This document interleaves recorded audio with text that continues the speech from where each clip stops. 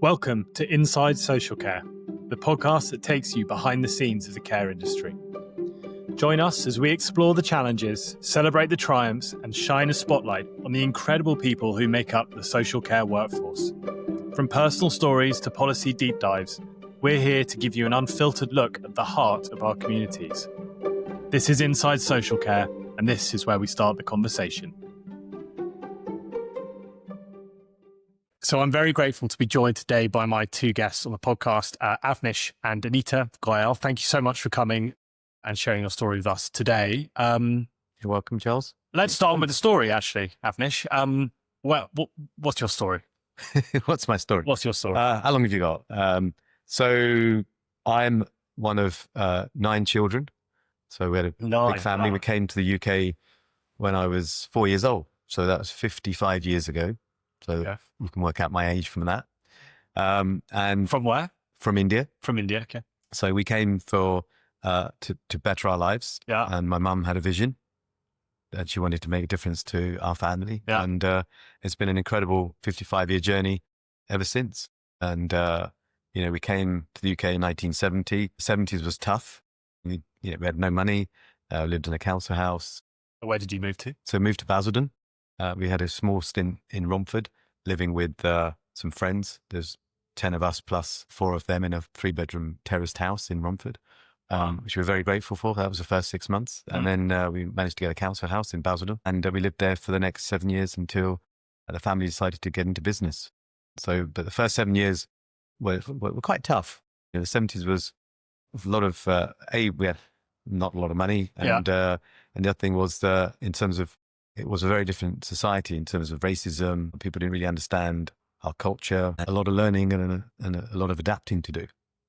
Fantastic. Well, definitely want to hear a bit more about that. But Anita, what's your story?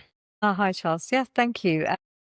My story, well, I was born in the UK. A bit different yours, right? A bit different, yeah. Born here. Obviously, my granddad came here in the 60s and educated here, and I wanted to become a teacher. I love working with young people, and I was a teacher for 20 years. And then when I met Avnish, he introduced me to the world of charity, philanthropy, the Goyal Foundation, and I left my teaching career to fund the foundation and to see how we could fund some amazing projects. Great. What sort of teacher were you? Science teacher in secondary Science. schools, yes. All science? All science, all 3 up to GCSE. Funny, Oh, fun. you were born in 72, and my experience of the 70s, and you're brought up in Forest Gate and then Newbury Park, but my experience living in the further into Essex is a very different experience. Very, very different actually, because we had a lot of Asians around us. So Right. I was brought up in a predominantly Asian area, Yeah. Asian black area. And so I didn't experience any racism growing up because Right. when we played on the street, we're playing with a whole mixture of young people and children. And it was a very lively, happy, colourful place to live. Yeah. And that's how I grew up. And mine was different. I mean, obviously, I went to secondary school in Collier Row, Romford. Mm. I was one of 5 brown people Mm. out of 1,600. Wow. So can you imagine how tough that was? And it was the opposite way around for me. It was probably Even in this was the late 70s, was it? This was, Mid-70s. the late 70s. The National Front was very big then. Yeah. Skinheads, mods, and all of that. So it was tough. But, one of the messages for the listeners, viewers, is that, it's because of those things that you get to be who you are, who I get to be who I am. Mm. So I don't look at it as like, I don't want to be a victim of that. That molded and shaped me. It gave me, I wouldn't want those experiences in other people, but it does create who you are today. And some of those things you still deal with, and other things actually got you stronger. As I was about to say, does any element of it energize you? Or Yeah, I think so. does it Because affect the stories you tell yourself about who you are and what you can do and deal with? yeah, totally, Charles. Because one of the things that I heard a lot of people over my sort of lifetime say, "Oh, I didn't get that job because they were racist or because of my color of my skin." I've never said that. I've just realized that, and maybe I heard someone say somewhere that in order to achieve, you just got to be better than everybody else. Mhm. If you want a job, if you want to get an award or whatever, you've got to be better than everybody else. Right. And sometimes what I've said to myself, I've got to be so much better than everybody else that it's a clear no-brainer. Yeah. So I don't go, because the thing is, you'll never know whether something was done because of race or whatever. And if the moment you get the habit of saying it's because they were racist, you'll never take responsibility for your success or the action that you need to take. So I've never gone down that path. I've always experienced, behaviors and attitudes and things, but I've never let that get in the way. And also, just to add to what Avnish is saying, it was drilled in us from a very young age, from Indian, Asian heritage, that education is the passport to your future. If you worked hard, got great grades at school, at university, did really well, you're guaranteed to have a great future. So that's how it was for us back then. In terms of tutoring, I'm not a massive fan of over tutoring, by the way. And I think too many parents are just driving their kids insane with, I know someone who's got 5 tutors. How old are your kids? They're grown up now. 13, 28. So no tutors anymore. So we did a little bit, a tiny amount, but not a huge amount.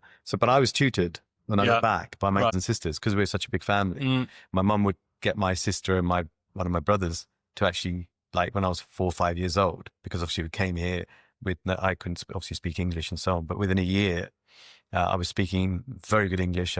My reading was superb, and my maths so English and maths was really strong. And by the age of, I think it was 5.5, my teacher actually asked me to stand up, and she acknowledged me in front of the whole class. I was in infant school, and I'd read all the books in the classroom, and I used to go to the headmaster's office to get the books from his bookshelf. And I finished age 5.5. Yeah, so I'd only been in the country a year, and she said, I just want to acknowledge Avnish, because he's only been in the UK a year, and he's better than all of you. I think did that make you any friends? So I didn't get beaten out, but obviously that's now my recollection, 54 years on.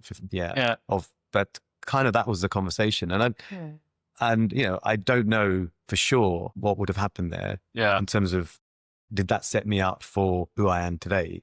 It definitely didn't do me any harm to be acknowledged like that.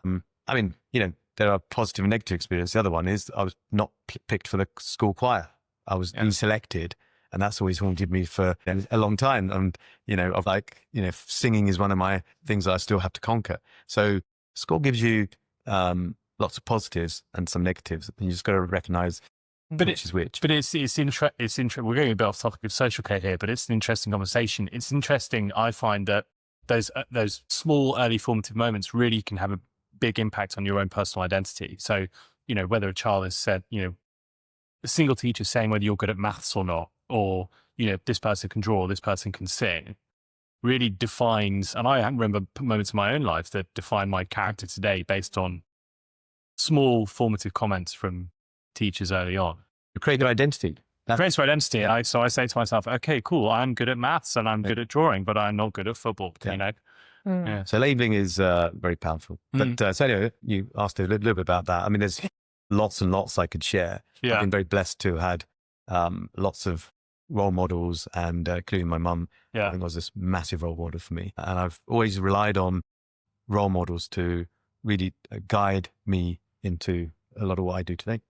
Fantastic. So fast forward a little bit from your school days, you, I believe, went to university to study business, I believe? Accounting and finance. Okay. At Newcastle University. Yeah. And then what happened after that? Or how did you get to that point as well? Well, my mum wanted me to be a doctor. Okay, typical Asian mum, be a doctor, because, you could cure family members. And so we had some history of family being ill. And one of my brothers actually passed away in India before we came to the UK. Oh, wow. And so she was afraid that we didn't have that medical expertise in the family. But I didn't get into medicine. I didn't really have that passion. And somebody said to me, become an accountant. They said, be an accountant, you can do anything you like. And so I took their advice and went off to Newcastle, did my accounting and finance degree, then joined Coops and Lybrand, now Pricewaterhouse, PwC, and qualified as an accountant.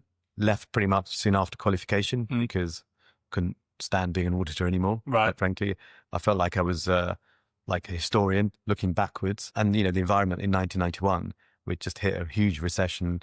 Interest rates went up to 15%, 15%. The housing market had dropped massively. And I was looking for an opportunity to leave accountancy and I realized that buying residential properties would be something that we could actually do as a family. I told the family I was going to leave my accountancy and join the family business, but not in retail, because we were in retail and we had newsagent shops, again, quite stereotypical corner shops, but they were more than corner shops. We actually ran some really high quality newsagents at the time. But I didn't want to do that. I'd done enough of that growing up. All the skills that I'd learned from the business, but also from, my degree and being a chartered accountant for 4 years or qualifying in something that would really make a difference. And so that was the point where you bought your first care home? Or? No, so 5 years I actually, we bought residential properties, became landlords and did really well. I used all the principles that I'd learned growing up as a child. So customer service. So we were when we bought our first shop in Romford, very small newsagent shop, I was only 11. I was, the whole family, we were all involved in that, doing paper rounds, helping out. My eldest brother was quite instrumental in running that shop. And then bit by bit, other family members were drawn in to support. But we learned the biggest thing that we learned was customer service. Yeah. How do you look after your customers? Interesting. And that it was ingrained in me from the age of 11. That's the theme that goes through. Yeah, it's been the essence of the success. Interesting. How do you be best in class? And that's what we were with our shop. That's what we did in our property business. We had about 100 properties. We were landlords for wonderful tenants, and we really looked after them. So you had 100 properties, 100 residential properties before you went into care. Yeah. How if you don't mind me asking, in that environment where money with debt was so expensive, interest rates of 17, 18, 19%, where did you get your capital from for that? Well, I was very fortunate to have joined the business with my brothers, so I was able to add value. And you just mashed all your money. Yeah, and basically what we would do is acquire properties. The yields were so good that the income was coming in. We had very little voids because we looked after our tenants so well. They didn't want to leave, and then obviously we'd get these properties revalued, and then we could borrow more money from the banks, and then we just kept growing it that way. And at the age of 31, I had a steady, good income. I didn't really need to do anything else. I could have continued to grow that business gradually and kind of almost semi-retired. So interesting. What made you then decide to go on the care adventure? So one of the things that, so we were very successful in property. And one of the things my uncle and my mum always said to me was, it's not what you have in life, it's who you become. So I had now all the trappings of success, but I really felt I hadn't become what I really wanted to become. And that was, a person that could run a business that had people to look after, that had team members, that where we made a difference, and then to be able to scale that business, that would then make me really grow and contribute back. So I had relatives that were in care, and I saw what they were doing, and that inspired me to want to do that. And I knew that something new like that, it really was a leap of faith, because I didn't know how to run care homes. I'd never run a care home in my life, but I knew I'd learn. And so I took that leap of faith, bought my first care home in South Wales, Pontypridd, and it all sort of started from there. And obviously Hallmark has got, a very strong brand identity now. It's quite, clearly focused on a very high quality, customer centric experience. Was that the vision right from the beginning, or was your first home different to, did they look different to how they look now? Absolutely. One thing I've learned is to pivot. Yeah.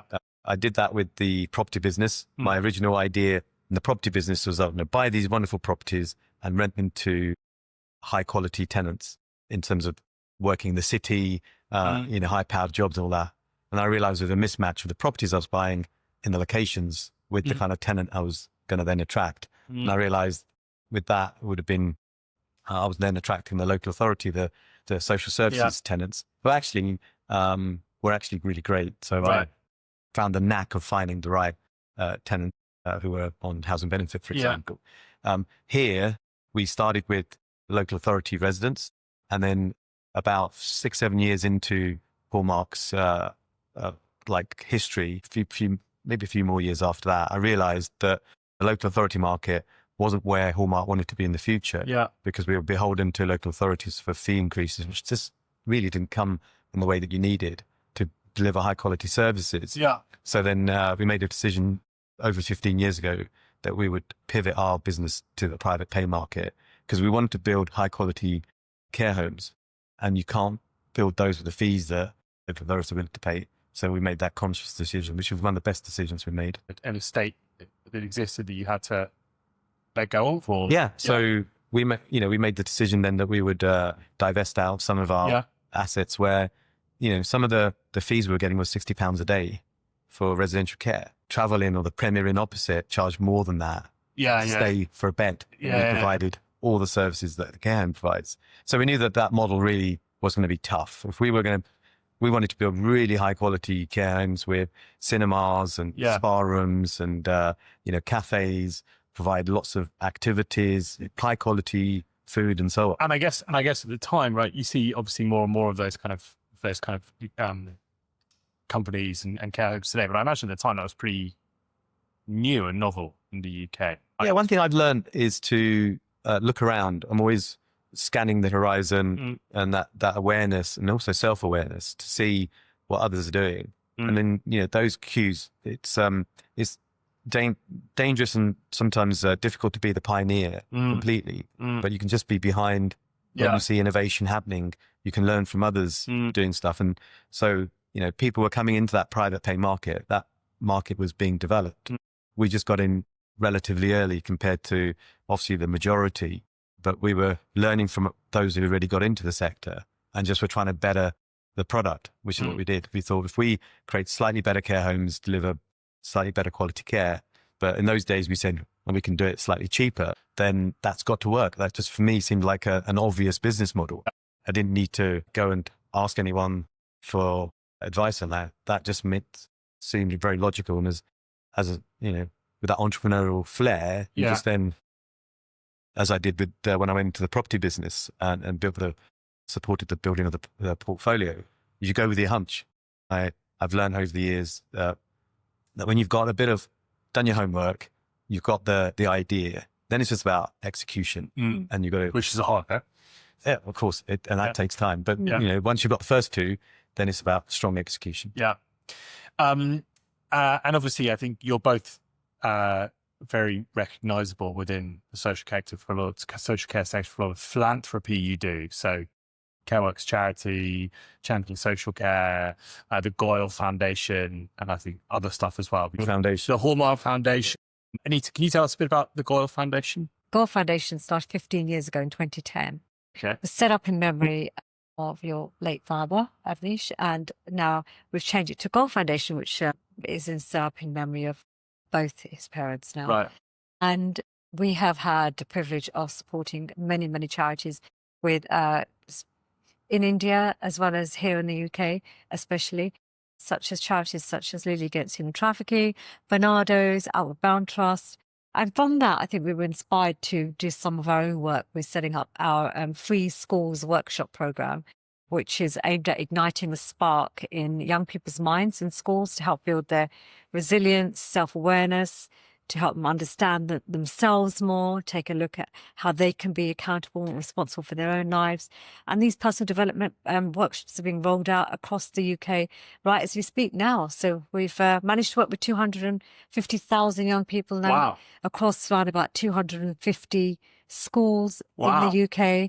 And the program continues to grow. So that's amazing. So, and I guess in these programs, this is the Inner Spark, right? The Inner Spark program, yes. And so the idea is you're going into schools, working with, I think it's schools where there is a high proportion of people on free school meals, so kind of a determinant of some sort of deprivation, I guess.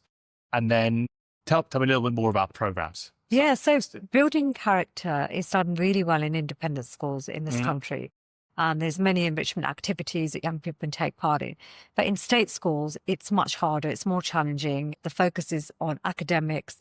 Pastoral care can sometimes be not neglected, but it's more difficult to perhaps address with so many different challenges across the board. So with these workshops, we have, we support the teachers, the leaders, the schools to enable young people to have that experience so we can help to close the gap between individuals in the country. And what does a workshop look like practically? A great lively workshop that is a whole year group together, full of energy, with inspirational facilitators speaking about their own personal life journey, the challenges they've had, how they've overcome the challenges and triumphed, and also how to help to steady the mindset and grow the mindset so that young people can have the tools to help them develop their not only their mental health, but also how to build their resilience and how to think differently. It's kind of like powers them up for the future. Right. Okay.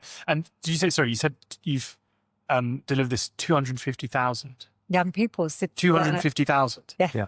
And the target is, That's a lot of people. 1 million by the end of 2030. Wow. So we've got a big goal, and then we'll see that. So when we first said 1 million, we didn't think we'd get to 250, right? Yeah. Now we're thinking beyond that. And then, this has been, Charles, been born out of the personal development that I did nearly 3 decades ago. And I got introduced to personal development books like 7 Habits of Highly Effective People. Yeah, great book. Think and Grow Rich, How to Win Friends and Influence People. I had no idea what personal development was 3 decades ago. And my uncle insisted that I start reading these books. Then I started attending programs like the Landmark Forum. Then I discovered Tony Robbins. And we're continuing to do work with Tony Robbins. And in fact, we're on an event with him in December. And that's been a game changer, because what I saw for myself was that you can create goals. So there's a number of things. One is you can actually, there's a knowing or there's a belief inside you that's just sitting there waiting to be tapped into, it's waiting to come out. There's something that you just didn't think of. You didn't even think it's possible, that you just think of in the moment. And that becomes the thing that you take. It might be something that you're already aspiring to become. So all of those 3 are where I got to work on in my life when I did my first set of workshops. And that almost 3-decade journey has been transformational. All the things that I have in my life now, a lot of that I owe to this awareness that was built. And one of the things that Anita and I, when we got together nearly 12 years ago, was that we wanted this for young people. When I sat in my first workshop, I thought, why is this not taught in schools? Why did I have to learn it through discovering it myself? No one made me do it, or it wasn't part of some life curriculum. You have to physically go and work out that this is good for you. You have to break all the norms and the kind of stereotypes or the things that people say, oh, why do you want to do that kind of stuff?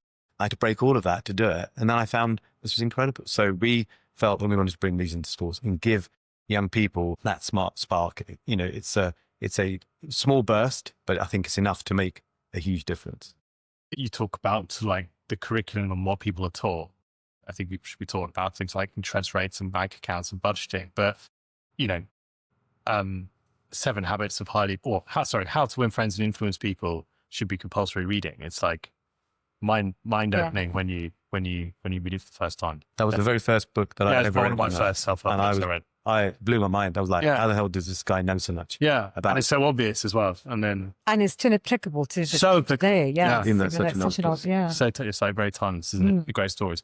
And so what are you trying to become now?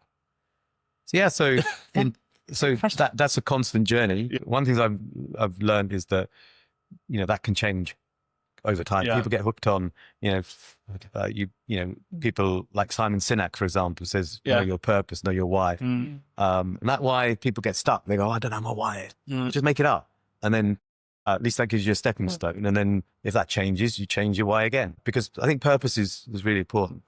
I did like I said, those early workshops, if you look at how the Hallmark brand, you look at the things that we do in Hallmark, we were in the local authority market, we were running nice homes, but we weren't doing anything extraordinary. We were just learning the ropes. It's only because I went to a workshop with Tony Robbins and he said, if you couldn't fail, what would you do? And then I wrote down, after a bit of cajoling, because sometimes you don't want to write this stuff, because you think, who am I to write this? But I wrote, I want to be the biggest, I want to be the best, and I want to transform social care. Now, because the other thing he said was, if you made it your life journey, this became your purpose in life, what would you do? And I wrote those things down. And I had 5 homes at the time. And somehow that's kind of stayed with me. And it's been that guiding light, that northern light, etc. And it's been something that we've been working towards, and with all the initiatives now that we have. And you mentioned some of the charity stuff that we do. We set up the Care Workers Charity myself and a bunch of guys in the sector, now mostly veterans now of the sector. And that's been running for over 15, 16 years. Really? That's contributed over nearly £6 million to care workers in need for their rainy day. And I was there with others at the very beginning of that, and I don't get involved in it now, but that legacy continues. And I'm very proud of that. Now we have Champion Social Care. Champion Social Care has a number of initiatives, including Care Sector Talent, which I know you guys have been involved in. So thank you for that. We've raised 1.6 million. Anita was chair for 4 years. Just through Care Sector's Built Talent? No, Champion Social Care. Champion Social Care, from the Care Sector, the Ball. Yeah. Yeah, the Care Sector fundraising. Which always has very good food. And fantastic food. It's a flagship event. So one of the things that we've always wanted to do with all our events was they have to be flagship. They have to be absolutely exceed expectations. That's something that I think has always been ingrained in me, that if you're going to do something, do it really well. That's what my mum always used to say. If you're going to do it really well. Great. And you've got an event coming up for Inner Spark, I believe, the Big Spark. What's that? Very soon in November. So we have a fundraising ball, to bring other philanthropists, funders on board to support us even further, so we can expand our work in schools. And we've got some really fun people coming. And I guess Inner Spark delivering these programs to 250,000 people. That's all funded by donations and philanthropy. Actually, at the moment, it's funded by us. Funded by us, yeah. So that all funded by you so far. Yeah. Wow. But if we're going to reach the million and beyond that, and we've got plans to see whether we could take this abroad as well, and also develop the programs here further, we're going to need other philanthropists to come on board with us. So we have the Big Spark, which is at the Natural History Museum on the 19th of November. And what we want to do, so we're part of other philanthropy groups like Caudwell Children. So we're part of the Life Changer Circle. So we've committed to giving away £1 million over 10 years. It's 100,000 a year to Caudwell Children, which is supporting children with disability and autism. And that's a phenomenal charity. And we're part of a group of about 8 to 10 people all donating to that. And it's a really powerful group. So what we're trying to do is galvanize people to come together, where we've got the infrastructure, we've done the legwork, and people don't have to. There's lots of people that would love to be philanthropic, but just don't have the time, the inclination, or the resources to do it. They want to give. We want to provide that vehicle. And there's a bit of a theme of philanthropy towards children as well. So who drives that? Is that both you or more you, Anita? So the Goal Foundation is geared and is set up to support children from disadvantaged or underserved backgrounds, so that we can support them through the various charities. And is that sort of thread joined to your early career as a teacher then? It was set up before I joined, and I think it was more for the next generation in the family. So Avnish designed it to be so we can enroll and encourage young people in our family to understand that giving is a part of life, and also to understand that there are a lot of advantages that they already have in their life, and how they can give back in a really powerful way through either giving their time, their energy, their talent, and also fundraising as well. There's a real skill in hosting events, organizing events, and developing their own leadership. Great. I'm going to switch tack slightly back to, I guess, the work you do at Hallmark within social care. So one of the themes that I talk about quite a lot with other leaders across the sector is around the workforce within social care. And it's obviously probably, I would say, the most critical component of running a high quality service. But it doesn't come without its own challenges, which are pretty well documented. Very broad 30,000 feet question to start with. What's your approach to your colleagues and staff members at Hallmark? I mean, obviously, like all organizations, our team are our greatest asset, but it's not just using the words, because many companies use those words, our team are our greatest asset. It's how you execute against that, because they've got to feel that. And so we do Hallmark Care Homes. We've done the first one, obviously, is the environment. You create fantastic environments for our teams to work in. And then it's about how do you support and look after them with the right training, with the right induction, ongoing training. How do you create the right culture where it's an inclusive culture? We have our values, which is growth, openness, togetherness, individuality, and quality. And so how do you then instill those? They're not just things that sit on a wall, but how do you actually live those day to day? Just on that question, because it's definitely something that I reflect on a lot as well, is, I mean, how do you go about instilling those values? Well, first of all, it's got to come from the top, right?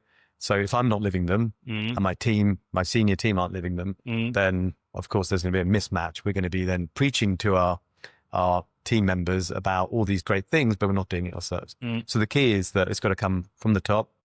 We're going to be living those day in, day out. And when we're not, we then correct, because, you know, just like the GPS says, oh, that's not how we operate.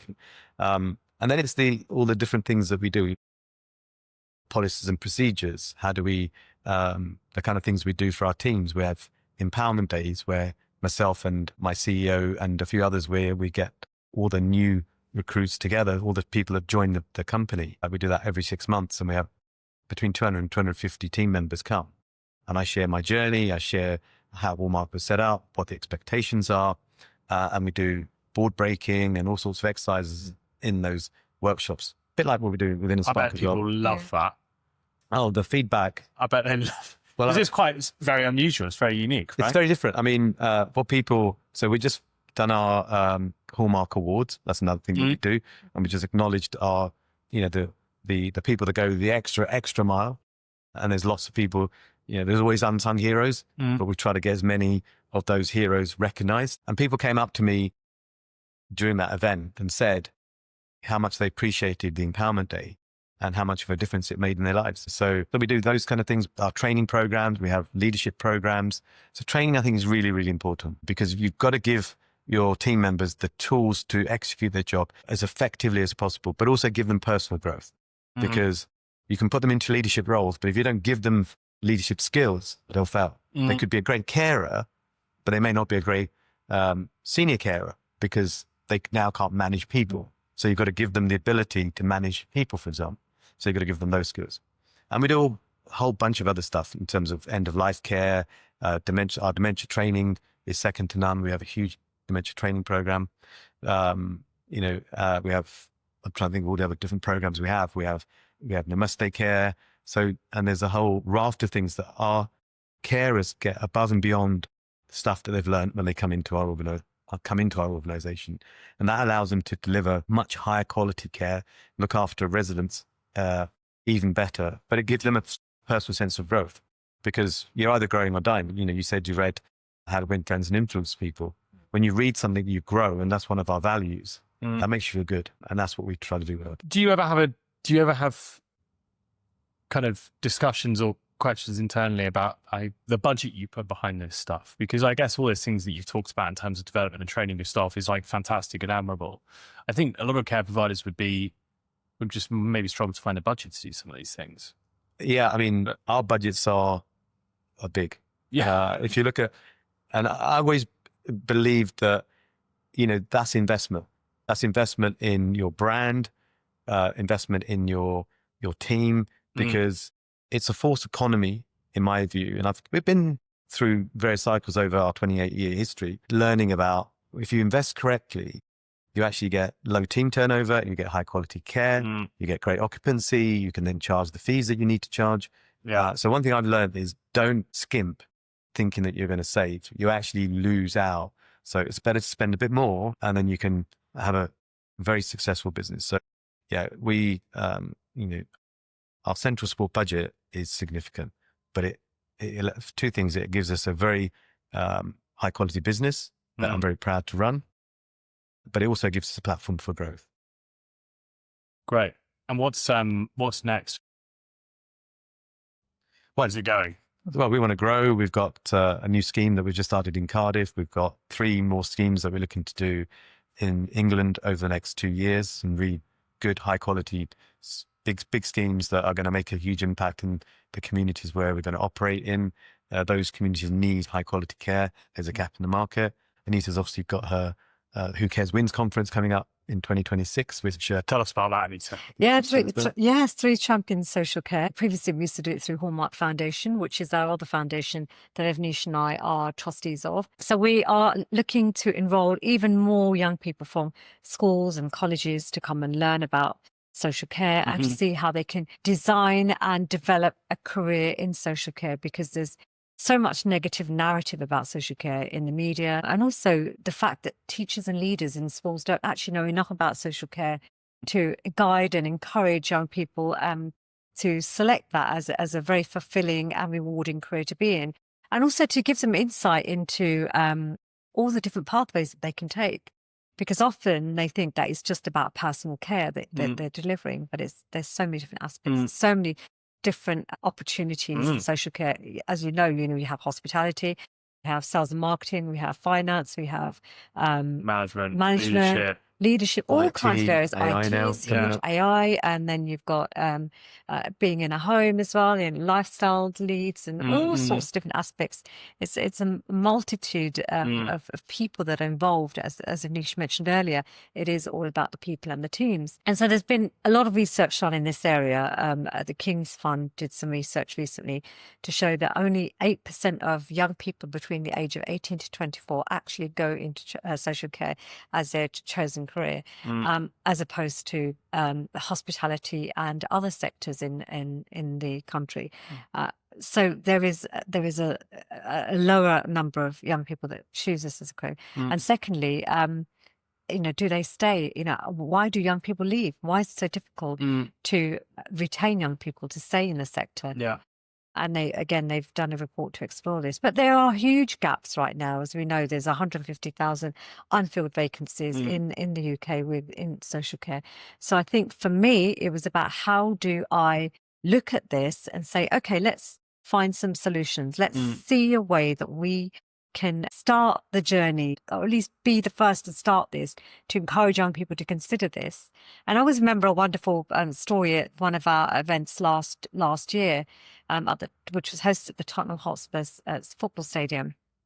And there was a young person there who said that to one of our team members, that I really want to one day be a CEO of a mental health organisation or charity.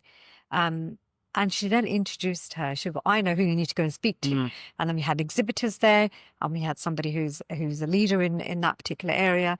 That young person now works for this inspirational leader, has found a job and is very happy there and everything. So it's wonderful that, you're able to signpost young people as well to the different organisations that are involved. Yeah. And we give exposure to so many different people to come on board, support us, sponsor us. And we're looking for sponsorship always to come and join this journey of encouraging our diamonds on our doorstep. That's really interesting, because I think it's kind of all very interrelated, isn't it? But I was very lucky. I had a very fortunate and relatively privileged upbringing.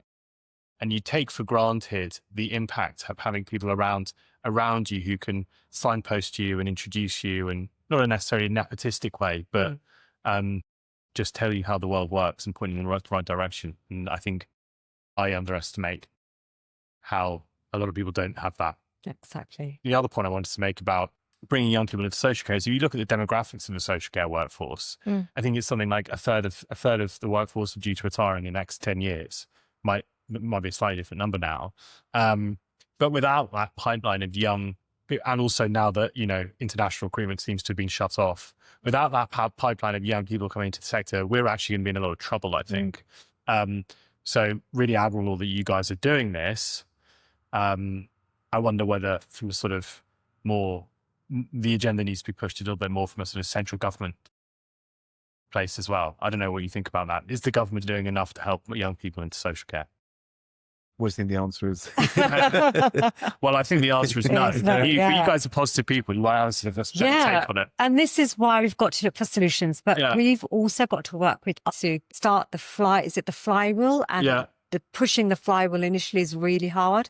And I think that's what we're on. We're at that stage. However, there are other people that are now organising events similar to what we're doing, which is great, which is exactly what we want. I think also we need to be regional. So we need to maybe take other care home providers to come on board and say, right, we'll go in and talk about social care in our local schools and encourage young people to come in. And there's so many different things. And we can signpost people, we can help them, we can support them to create a similar model really cost effectively and implement in the local area. And why do you think, you guys both clearly think about this quite deeply, and it's something that bothers me, is the sort of the branding challenges that I think social care has, and especially when you compare it to something like the NHS, which has obviously great brand recognition, I think sometimes be a bit of a millstone around its neck actually and prevent like change from happening. You guys do a lot of work to try and improve the visibility and impression and understanding of the sector from people who don't necessarily work within it. Two questions. Why doesn't social care have a better brand identity, and what do we need to do about that? I think there's a number of reasons. One is media, general media doesn't help. So they dramatize failings in a far bigger way than the NHS. Do you think that's true? Yeah. I personally think it's true, yeah. Because if you think of the BBC, they've got undercover reporters that go into failing care homes. I don't recall the last one that went into a failing NHS trust. No, that's probably true. So it feels like that we should, and I get it to a large extent, that if it's a private concern, you want to uncover bad practice. But that should be the same. The NHS is significant. There should be similar findings there. Several levels of accountability. Yeah. But it's bluntly more scandalous and newsworthy to have a private sector independent operator that's failed rather than NHS trust. That's just the sad fact of it. So we have to deal with the fact that when these programs get released, that sends a ripple effect through older people and the community, say that, what if all care homes are like this? Yeah. Right. Which isn't the case. These are small minority of people who are in the sector for the wrong reasons.